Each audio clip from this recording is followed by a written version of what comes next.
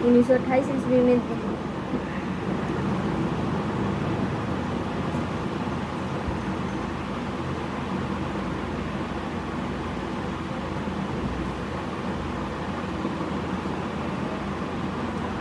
1928 ईस्वी में दिल्ली में फिरोज शाह कोटला मैदान में क्रांतिकारियों की बैठक हुई और जिसमें भगत सिंह आज़ाद जैसे क्रांतिकारी शामिल थे। इस बैठक में हिंदुस्तान रिपब्लिकन एसोसिएशन का नाम बदलकर हिंदुस्तान सोशलिस्ट रिपब्लिकन एसोसिएशन रख दिया गया। विदेशों में प्रसार लंदन में 1905 ईस्वी में Shyamji Krishna Verma Indian home rule society की स्थापना का लक्ष्य, जिसका लक्ष्य भारत में स्वराज प्राप्त करना था। इसकी स्थापना ब्रिटिश समाजवादी हिडमैन के सुझाव पर, जिसमें कहा गया कि ब्रिटेन में रह रहे भारतीयों को एकजुट करना और भारतीय पक्ष का प्रचार प्रसार करना मुख्य लक्ष्य है। इसके उपाध्यक्ष अब्दुल्ला सुहरावर्दी थे। श्यामजी कृष्ण वर्मा ने लंदन में इंडिया हाउस की स्थापना की और जो क्रांतिकारियों के प्रमुख केंद्र बना। यह विदेशों में रहे क्रांतिकारियों को एकजुट कर क्रांतिकारी विचारधारा के प्रचार में भूमिका निभाता था। सरकारी दमन के कारण श्यामजी कृष्ण वर्मा को लंदन छोड़ना पड़ा और वे पेरिस चले गए। तत्पश्चात इंडिया हाउस का कार्यभार बी डी सावरकर ने संभाला। तत्पश्चात इंडिया हाउस का बी डी सावरकर ने उन्होंने 1857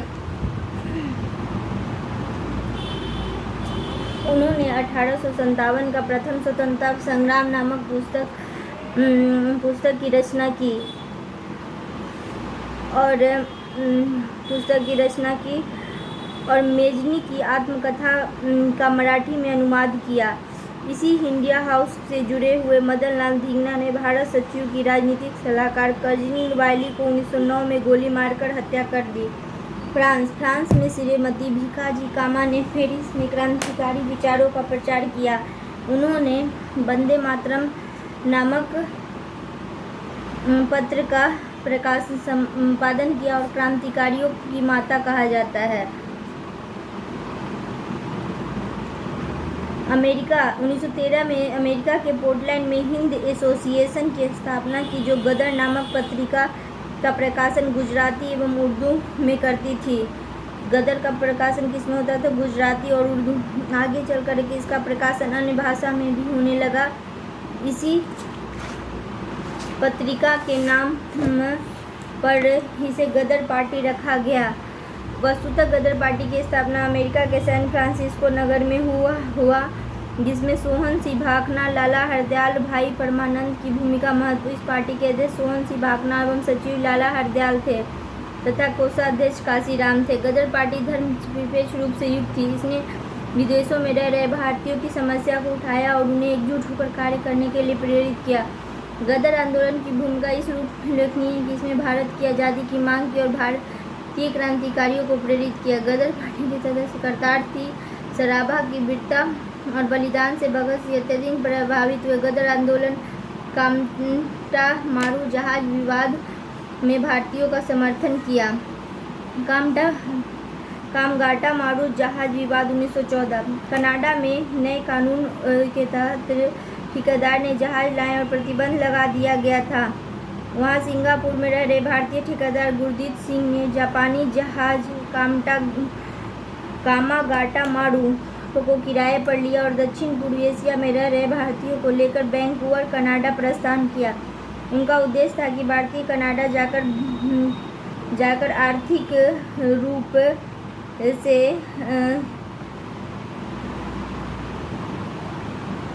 रूप से समर्थ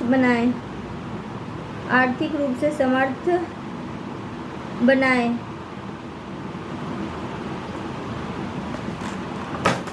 और भारतीय स्वतंत्रता संग्राम में सहयोग दें। इस दूसरी तरफ कनाडा की सरकार ने इस जहाज को अपनी सीमा में प्रवेश करने नहीं दिया। इसी संदर्भ में तटीय कमेटी का गठन हुआ और जिसमें हुसैन रहीम, सोहन लाल पाठक, बलवंत सिंह शामिल थे। इसी प्रयास के बावजूद जहाज कनाडा की सीमा में कलकत्ता वापस भेज दिया। अफगानिस्तान 1915 ईस्वी में राजा महेंद्र प्रताप और बरकतुल्ला एवं अब्दुल्ला सिंधी के प्रयासों से काबुल में भारत की पहली स्वतंत्र अस्थायी सरकार की स्थापना हुई, जिसमें महेंद्र प्रताप राष्ट्रपति और बरकतुल्ला प्रधानमंत्री बने।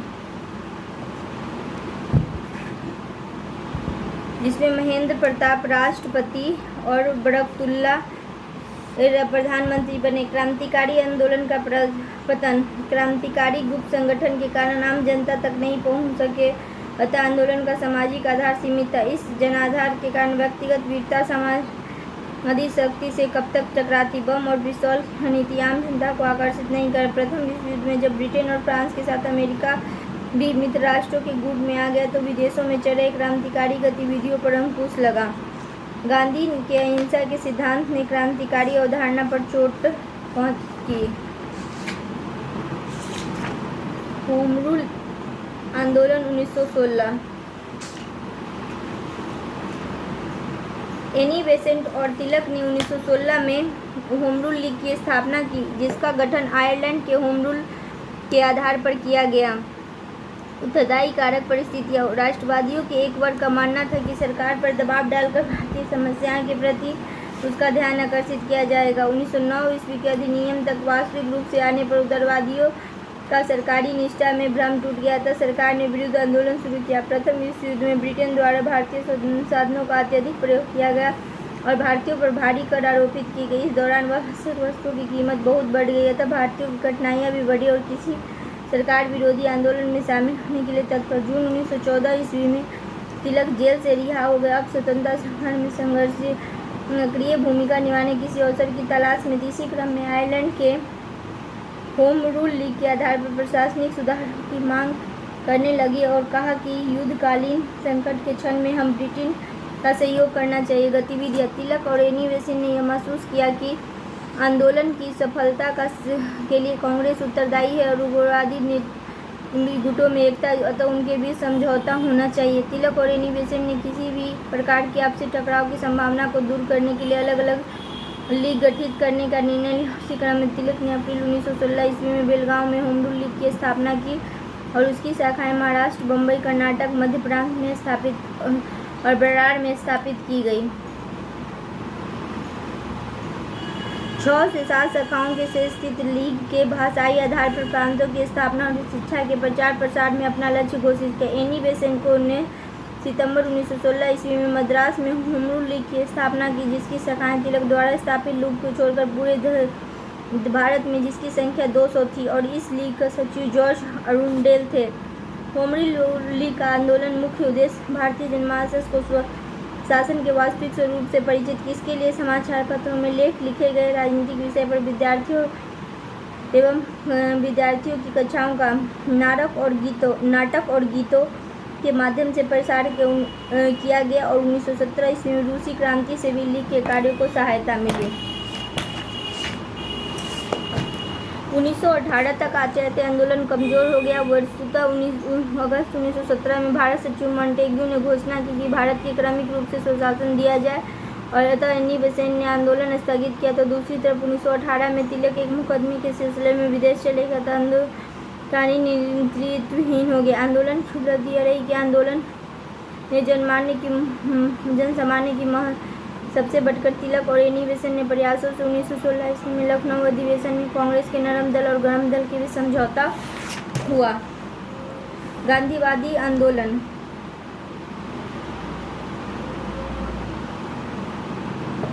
पृष्ठभूमि विचारधारा, कार्यपद्धति, रणनीति, प्रमुख सत्याग्रह, साधन साध्य की पवित्र, सर्वोदय की वर्ग समन्वय, आर्थिक सिद्धांत, सामाजिक एवं शिक्षा संबंधी विचार, नियंत्रण, जन आंदोलन, प्रबल आंदोलन के सक्रिय एवं निष्क्रिय दौर में विश्वास, संघर्ष, विराम संघर्ष की रणनीति, भाषा साधारण जीवन शैली एवं रचनात्मक कार्य, रॉलेट सत्याग्रह, खिलाफत आंदोलन, असहयोग आंदोलन, सविनय अवज्ञा आंदोलन, भारत छोड़ो आंदोलन।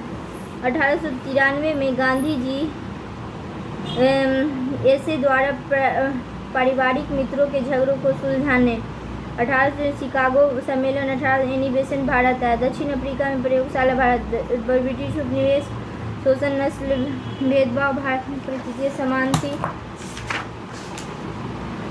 ब्रिटिश सैन्य बल से युक्त साउथ अफ्रीका में गांधी जी के निर्देश में आई कार्ड को स्थानीय लोगों द्वारा जला दिया गया। 1908 ईस्वी में उसने आंदोलन ने अचानक स्थगित कर दिया। नागरिकता के संबंध में मैकियावेली का चिंतन यूरोपीय चिंतन साध्य अच्छा होना चाहिए।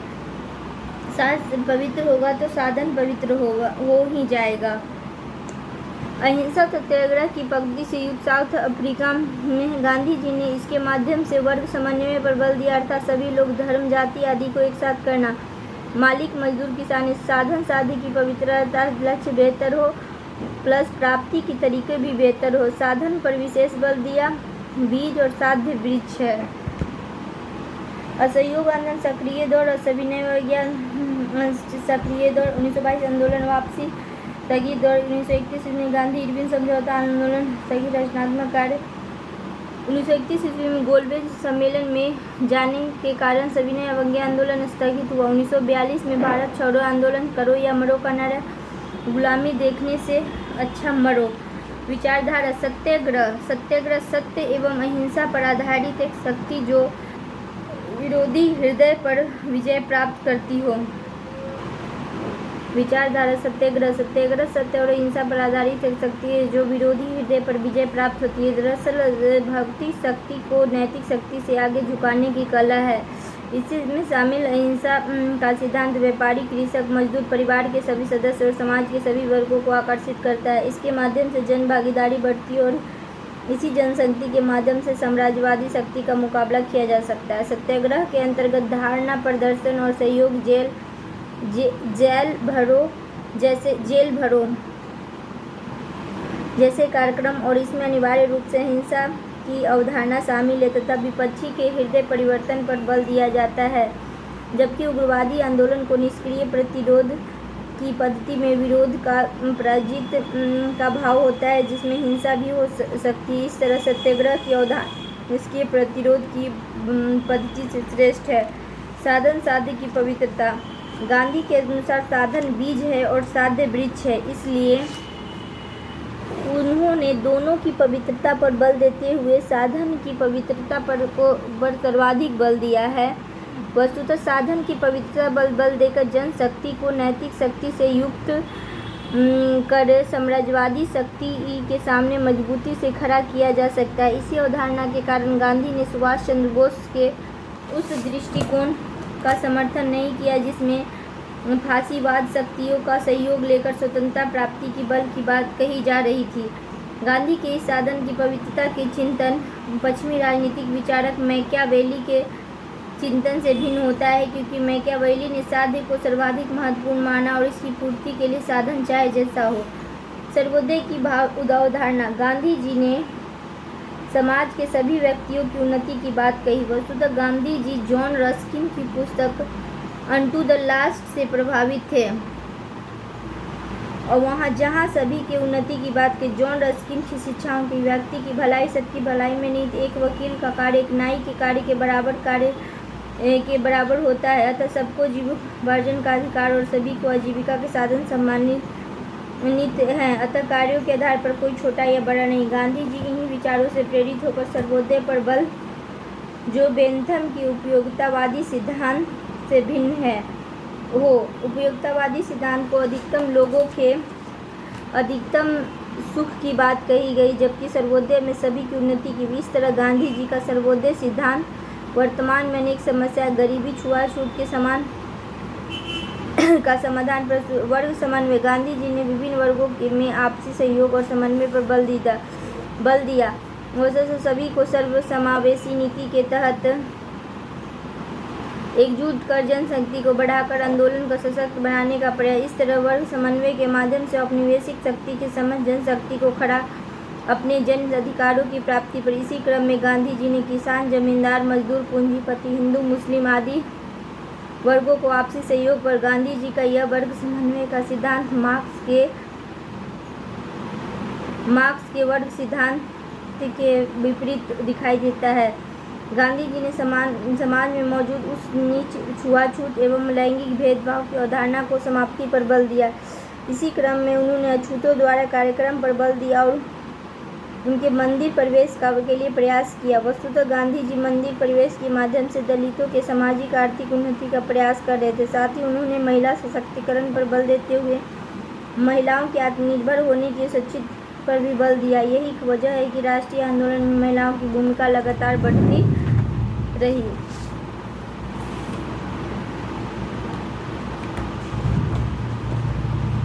गांधी जी ने शिक्षा के संदर्भ में कहा कि शिक्षा स्वयं को पहचानने की कला है। उन्होंने मातृबल पर बल देते हुए शिक्षा को उत्पादन कार्य से जोड़कर शिक्षित बेरोजगारी दूर करने का उपाय बताया। उनकी बुनियादी शिक्षा आयोग योजना, वर्धा शिक्षा योजना, इसी संदर्भ में आर्थिक सिद्धांत ट्रस्टीशिप थ्योरी। गांधी जी ने इस सिद्धांत के तहत कहा कि स्वामित्व निजी होते हुए भी स्वामी उसे सार्वजनिक उपयोग के लिए सुलभ कराए, अर्थात मालिक उस संपत्ति का मात्र संरक्षक। इस तरह गांधी ने मालिक मजदूर सहयोग पर बल दिया। गांधी ने अपनी पुस्तक हिंद स्वराज 1909 में आधुनिक औद्योगिकरण के वस्तुतः वे लघु और कुटीर उद्योग के पतन के संदर्भ में ऐसा कर रहे थे, क्योंकि भारत की बहुसंख्यक आबादी गाँवों में रह रही थी और इन उद्योगों के पतन से वो पिछड़ रही थी। गांधी की कार्य पद्धति एवं रणनीति। आंदोलन की सक्रिय एवं निष्क्रिय दौर में विश्वास। गांधी के अनुसार जन आंदोलन लंबे समय तक नहीं चल सकता, क्योंकि जनता के दमन सहने की शक्ति सीमित नहीं होती है। अतः आंदोलन दमन से पूर्व ही वापस लेना चाहिए। उस तरह जन आंदोलन की ऊर्जा समाप्त होने से पहले ही आंदोलन को स्थगित करना है, ताकि जनता की निराशा से बचाया जा सके। दूसरी तरह आंदोलन वापसी के दौर पर अर्थात निष्क्रिय दौर में रचनात्मक कार्य करना चाहिए, जिससे जनता की गतिशीलता बनी रहे और आंदोलन शुरू करने तक जनता ऊर्जावान हो जाए। दबाव समझौता, दबाव की रणनीति, संघर्ष विराम संघर्ष की नीति। गांधी जी ने इन रणनीति के तहत जन आंदोलन के माध्यम से सरकार पर दबाव डालकर उस समझौता के लिए बाध्य किया जो मांगे बची रह जाए और उसके लिए पुनः आंदोलन के दबाव बनाने की रणनीति प्रकार। इसे ही संघर्ष विराम रणनीति, संघर्ष विराम संघर्ष ही कहते हैं। यह रणनीति गांधीवादी आंदोलन में देखी जा सकती, किंतु संघर्ष विराम की यह रणनीति समग्र राष्ट्रीय आंदोलन की व्याख्या नहीं करती। वस्तुतः राष्ट्रीय आंदोलन भिन्न भिन्न विचारों, दलों और व्यक्तियों के माध्यम से गांधीवाद रणनीति में राष्ट्रीय आंदोलन का एक हिस्सा मात्र था। इसी संघर्ष विराम की रणनीति कांग्रेस के नेतृत्व में चले व्याख्या तो करती है, पर समग्र व्याख्या नहीं करती। दबाव समझौता, दबाव की रणनीति। संघर्ष विराम संघर्ष की रणनीति गांधी आंदोलन की रणनीति थी और समग्र राष्ट्रीय आंदोलन पर लागू नहीं होता।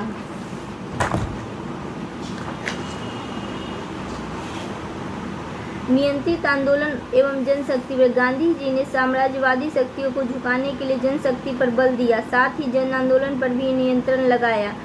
पर वस्तुतः गांधी ने सत्याग्रह, अहिंसा, साध्य की पवित्रता के माध्यम से जनता पर अंकुश लगाया, तो साथ ही आंदोलन के कार्यक्रम की रूपरेखा जनता को दायरे में रहकर कार्य करने के लिए कहा, क्योंकि अनियंत्रित आंदोलन से हिंसा को संभावना थी और हिंसा के सभी वर्गों की भागीदारी हतोत्साहित होती।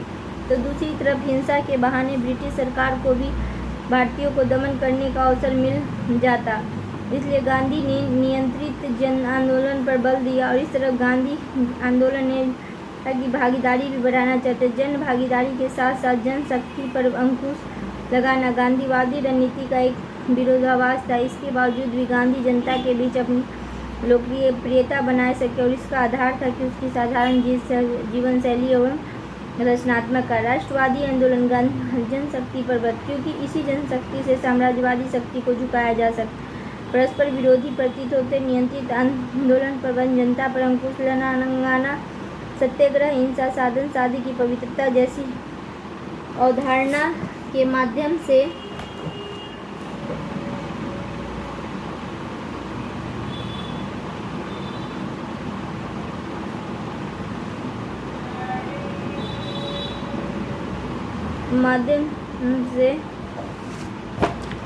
परस्पर विरोधी प्रतीत होते हैं, क्योंकि अनियंत्रित जन आंदोलन हिंसा की संभावना होती। जनता पर अंकुश लगाने के बाद भी अपनी लोकप्रियता बनाए सरकार के दमन को अवसर मिल जाएगा। इसी हिंसा से लोगों को निराशा आएगी, अतः इसका परिणाम जन भागीदारी कम हो जाएगी। साधारण जीवन शैली एक रचनात्मक कार्य।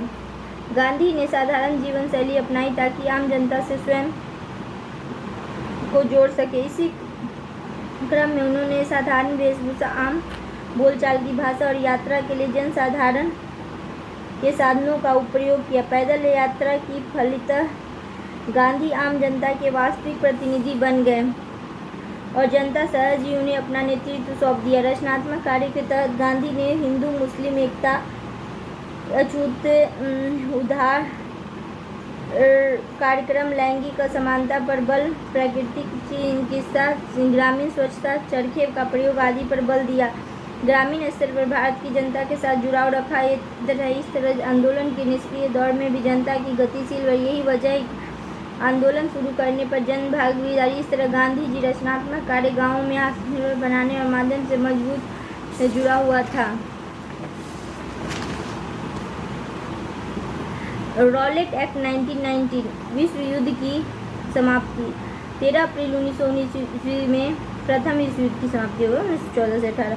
जलियांवाला बाग बैसाखी का दिन। धारा 144 लागू। समूह पर प्रतिबंध था। प्रथम विश्व युद्ध के दौरान गांधी ने भारत आगमन के साथ ही ब्रिटिश सरकार का सहयोग करते हुए भारतीयों को ब्रिटिश सेना में भर्ती होने के लिए प्रोत्साहित। इसी क्रम में सरकार ने उन्हें केसर-ए-हिंद की उपाधि दी।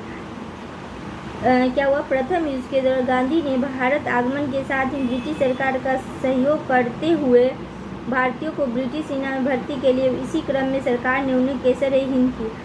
किंतु युद्ध के पश्चात जब गांधी जी भारतीय जनता संवैधानिक सुधारों के तहत नागरिक अधिकार का इंतजार कर रही थी, तब ब्रिटिश सरकार ने सिडनी रॉलेट की अध्यक्षता में एक कमेटी गठित की, जिसके सुझाव पर रॉलेट एक्ट पारित हुआ। रॉलेट एक्ट के तहत एक विशेष न्यायालय की स्थापना की गई। इस न्यायालय के निर्णय के विरुद्ध कहीं भी अपील नहीं की जा सकती थी।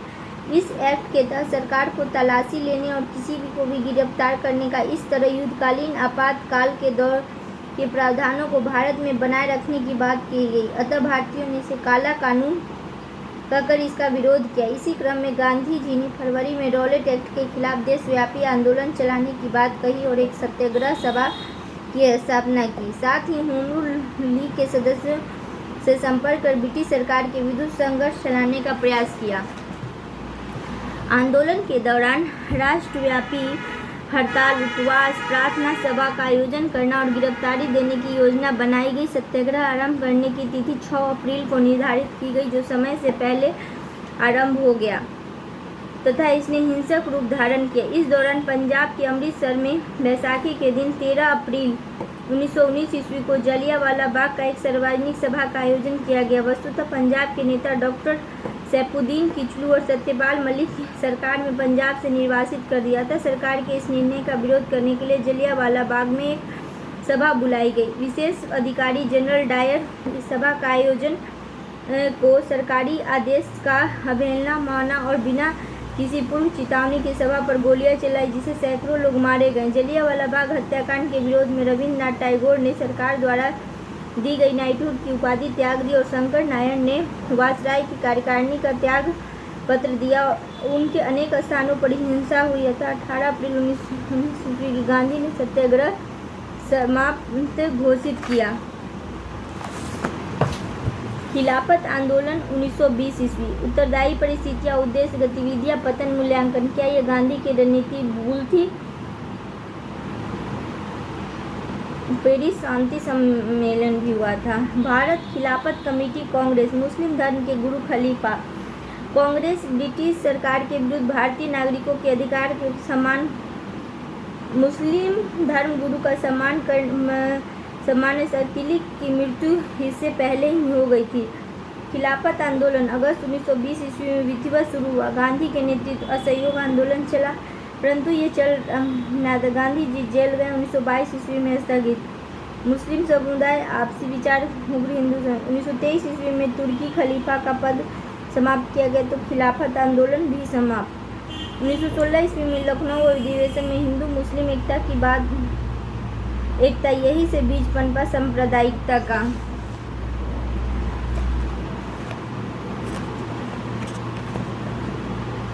उत्तरदायी परिस्थितियाँ। तुर्की का खलीफा मुस्लिम विश्व का आध्यात्मिक गुरु माना जाता और भारतीय मुसलमान की भावनात्मक रूप से इसे जुड़े थे। अतः इंग्लैंड की सरकार द्वारा जब खलीफा के अपमान की बात सामने आई तब भारतीय मुसलमान भी इस ब्रिटिश सरकार का विरोध करने लगे। प्रथम विश्व युद्ध में तुर्की इंग्लैंड के विरुद्ध था, किंतु ब्रिटिश सरकार की सेना में मुसलमानों का समर्थन लेने के लिए आश्वासन दिया गया कि तुर्की सुल्तान का सम्मान बनाए रखा जाए, किंतु ब्रिटिश सरकार ने सेवर्स की संधि के माध्यम से इसे आश्वासन को भंग कर तुर्की साम्राज्य में विभाजन की योजना। फलतः मुस्लिम जनमत असंतुष्ट हुआ और इसी क्रम में खिलाफत आंदोलन शुरू हुआ। 1916 ईस्वी में लखनऊ अधिवेशन में कांग्रेस अध्यक्ष अंबिकाचरम मजूमदार हिंदू मुस्लिम एकता में क्रम में कांग्रेस ने मुस्लिम पृथक निर्वाचन प्रणाली को स्वीकारा था। गांधी ने हिंदू मुस्लिम की एकता में अगले कदम के रूप में खिलाफत आंदोलन को देखा। इसी क्रम में कांग्रेस को भी ब्रिटिश सरकार के विरुद्ध असहयोग आंदोलन चलाने के लिए तैयार हुआ। उद्देश्य क्या था? खिलाफत आंदोलन का उद्देश्य तुर्की खलीफा के सम्मान को स्थापित करना था। यद्यपि खिलाफत आंदोलन भारतीय राजनीति के प्रत्यक्ष रूप से जुड़ा नहीं था, किंतु फिर भी राष्ट्रीय आंदोलन में इसकी भूमिका दिखाई पड़ती है। गतिविधियाँ 1919 ईस्वी में अली बंधु शौकत अली और मोहम्मद अली जौहर तथा हकीम अजमल खां मौलाना आज़ाद खां के नेतृत्व में खिलाफत कमेटी का गठन किया, जिसका उद्देश्य ब्रिटेन में दबाव डालकर तुर्की के प्रति दिए जाने वाले व्यवहार को बदलना। अखिल भारतीय खिलाफत कमेटी का अधिवेशन जून 1920 ईस्वी में इलाहाबाद में हुआ। इसी अधिवेशन में स्कूल, कॉलेज, अदालतों के बहिष्कार का निर्णय लिया और गांधी जी के आंदोलन के नेतृत्व के लिए अधिकृत किया गया।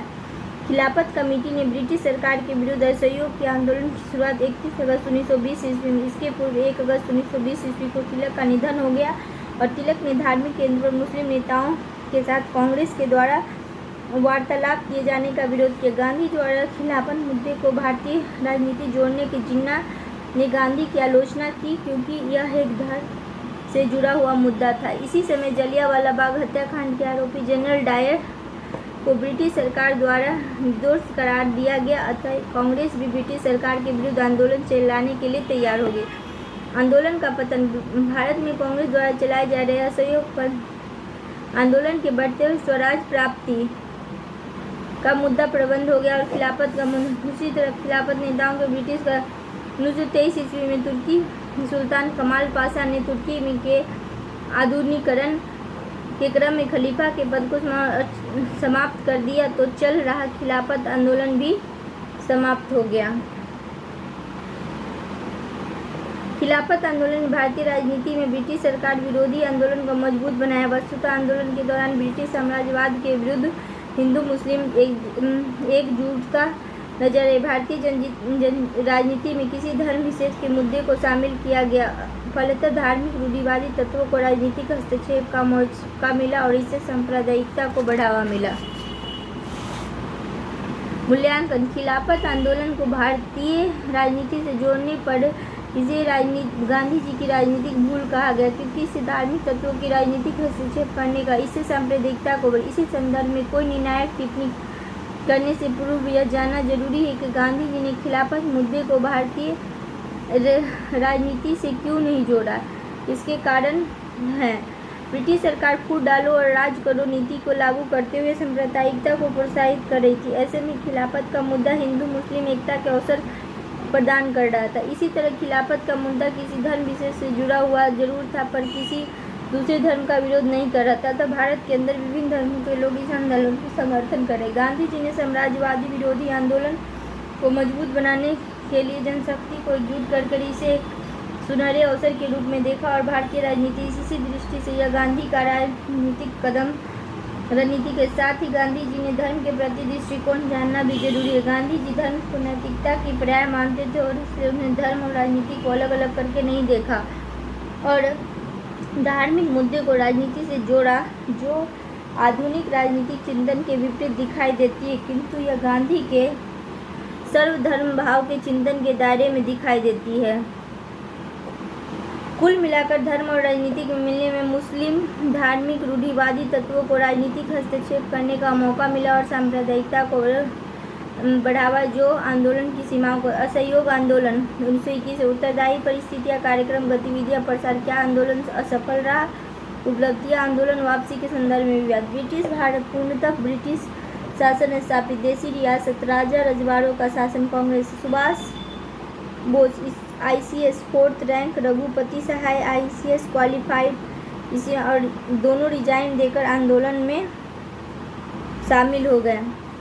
नागपुर अधिवेशन, असहयोग आंदोलन में प्रस्ताव, कांग्रेस के संगठनात्मक और देशी रियासतों का एकीकरण का प्रयास। असहयोग मूवमेंट एवं सभी ने कौन सी एक कार्य किया जो समान नहीं है? धरना मदिरा दुकानों के आगे, ये काम था दोनों में। गांधी को पहली बार महात्मा की उपाधि रविन्द्रनाथ टैगोर ने चंपारण सत्याग्रह के दौरान दिया था। और रविन्द्रनाथ का विरोध, गांधी जी के द्वारा विदेशी वस्त्रों का बहिष्कार आने वाले समय में भारतीय समाज के लिए ठीक नहीं है। वस्त्रों को जलाकर मुस्लिम महिलाओं को आंदोलन में हिंसात्मक रूप से भागीदारी।